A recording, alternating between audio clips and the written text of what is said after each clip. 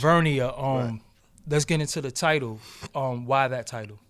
Yeah, my grandmother was one of my best friends, and 2 years ago she passed away, and R.I.P.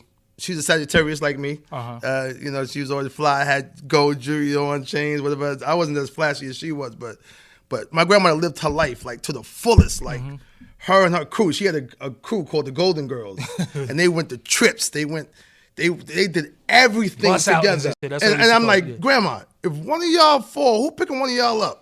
Like, you know, if something happens to y'all, like who? Because they was all, you know, older women, late 70s, 80s. I'm like, but they went everywhere, and they had again. And my grandma used to always give me this saying and tips and whole none about women and about life and about situations. So I got a lot from her. When I was down at one point in the mid 90s, she was like, "Don't worry about that. Just keep working, and when your time comes, you be ready." So that was something I always kept. And with them words, it didn't matter because I'm going to always be ready. So just in case the time, because you don't know what time it could be. It could be a 5-year, 1 year, 10-year, 20-year period. It's on you if you believe still that you can still do this. Yeah. You've been in here for a long time. Yes, you could have since I was a easily little said kid. this thing Yeah. is over for me. Yeah, No. yeah. Life in the world is evolving. But people probably would wonder though, and I want you to give clarity on this because a young rapper might be going through this and he only been in the game 6 months.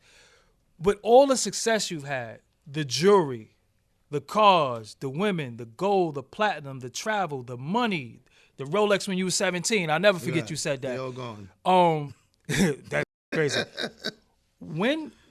Why would you ever be down? Somebody probably be like, because you know the kids think, yo, I got to watch it. You know, they pull out all their money. Why would you ever be down?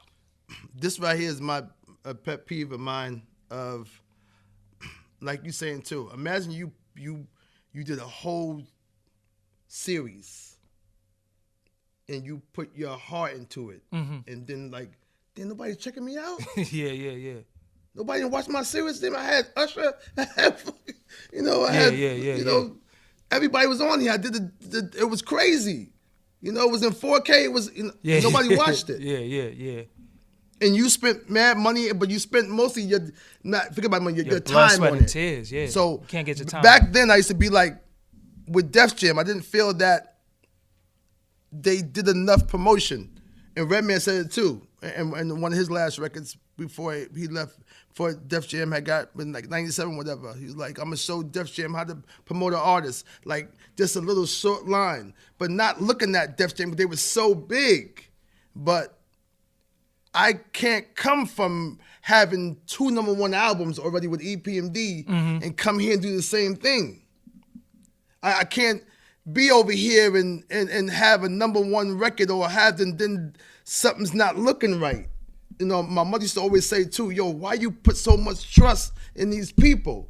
Because they told me they're gonna do it. But I never did something for myself. I never came behind myself and did extra like people did before we had. So we didn't have a Dame Dash or Suge Knight or Andre Harrell or Puffy having Clive Davis. Got you. It was just us. Yeah. We got popular off the music. No help. Prior to Def Jam too. Y'all came with the Def Jam already. I said we came already hot. Yeah. I already came with 2 #1 albums. Yeah. So you giving me #1 again, which is the third one with #1, it didn't do anything extra.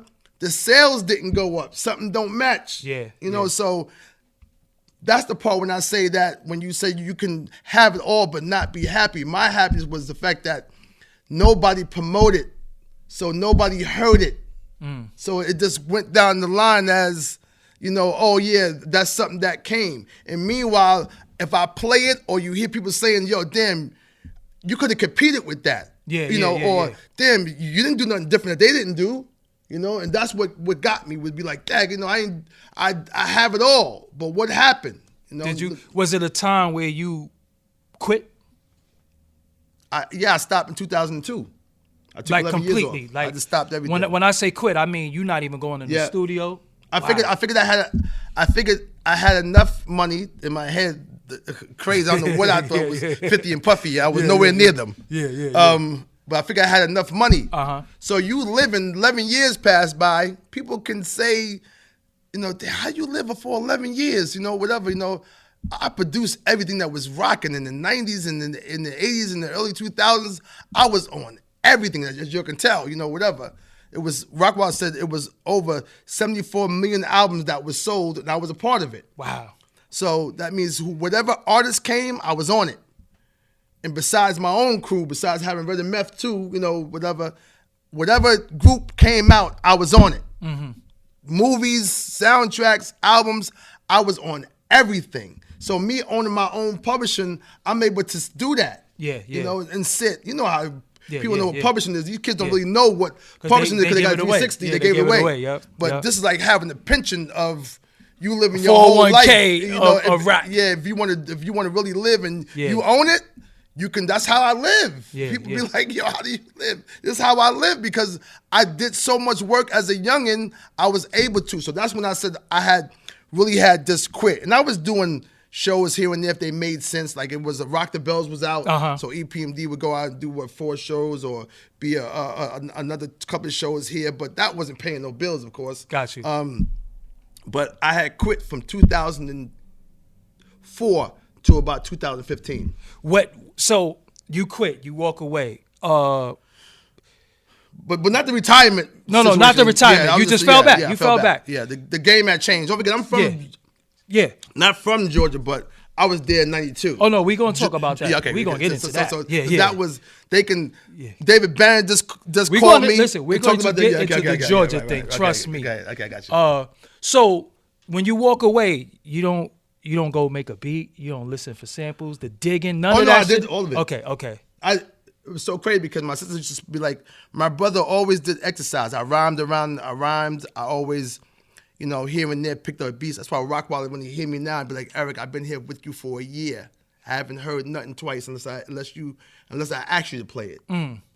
That's how much production I have. And of course, if you know about sampling though too, of course, because you're a beat maker, you before your time anyway. Oh and everything is good. It be shit Nothing's that old. and it be shit that you be like, I'll get to it, and then you hear a nigga come out, you're like, I had that record. I should have f***ed with it. Everything is good. Yeah. And that's how I feel now. My cousin just asked me the other day, yo, you gonna make a record for because he got an artist, Carabella, and we're gonna do. I was like, I'm not making no beats. I got you like Prince with records. the vote. Exactly. So in 2015, what came over you? There was an artist that this kid, I didn't mention his name because he's an asshole. He brought this kid to me. And this kid was a dope singer. And I ended up doing BBD's first single, that record Run. I wrote that with that kid. Wow. And so it made me go back to Dave Hollister, Alfonso Hunter. How much I love R&B too, as you could tell, because I did so much R&B as I did rap. Can't You See remix? Fire. Oh, why you said fire. Yo, that's my. Oh man, but all this R&B of me, D'Angelo, Chico DeBarge, Mary, Jodeci, Angie Stone to, it was all that. From Guy to Blackstreet, everything that was moving at the time. I was doing just as much rap, but again, we didn't have social media like this. Nobody didn't know that. Brownstone. When I heard "If You Love Me," that's your baseline. Was done by it's K-Solo's Spellbound. That's what I'm saying. But the doom doom doom doom. That's your baseline. But the whole loop is Spellbound. Wow. From K-Solo. Boom boom boom. If you, it's the whole bottom part. All I did was just loop Spellbound. Oh. Doom doom. Boom, boom. You can hear it now in your head. Gotcha. Yeah. But when Tory Lanez took it, I was like, oh, that's a check. Yeah, right. So something came over you. You like, I'm back in. I want a nickel bag get sold in the park. Well, it wasn't even that type of excitement. Yeah, okay. It was just like, again, I was excited about doing that. Gotcha. And then if I start meeting all the new people that you see around me now. Gotcha. As far as saying, let's get it. Let's go get a run, because they had the know-how. I knew how to make the music Yeah. and know how to run a label and run the business. And then once Rockwilder called and he was saying, "Yo, E, what's up?" I said, "Yo, come to Long Island. I got a spot for you." Got you. You know, got so you. you know, he moved into one of my houses, and then after that he came, and then I went to go find Ty Fife. Got you. Because he was in Jersey, whatever that Manhattan. I'm like, Ty, forget about all that you doing over there. Come here, and we let him build a room. We ain't never nobody touch one of my structures. Yeah. I let him touch the structure. Got you. You know, got knock a wall down, He's in the build compound. a booth, He's in the, I let him do whatever he wanted to do. So I went after Ty Fife, even though I know that I wanted Bink Dog to be here too, but it was Virginia. But Bink is still coming, and Focus, that's with Dre right now. I got an interview with Focus. Right. Yeah. You know, whatever I you know, Focus want to work.